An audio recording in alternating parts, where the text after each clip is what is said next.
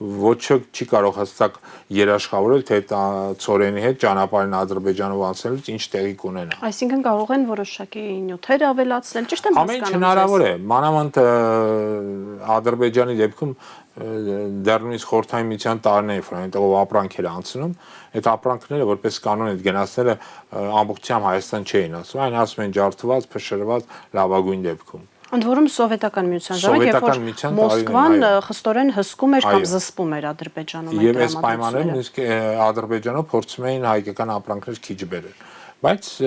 հիմնականում փորձում էին բերել Վրաստանով, այն ժամանակ դեռ կար աբխազական երկաթուղին եւ աբխազական երկաթուղ։ Բայց նորից եմ կրկնում,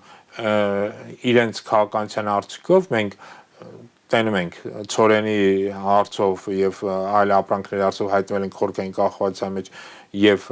Ռուսաստանից եւ Ադրբեջանից, որի տարածքով իրանք բերում են, նորից ուզում հատուկ շեշտեմ, որ Հայաստանը կարիք չունի այդ ապրանքը բերի Ադրբեջանում։ Մենք կարող ենք այն բերել Լարսով եւ մենք հիմնականում բերում ենք նաեւ Փոթին ավահանգստով։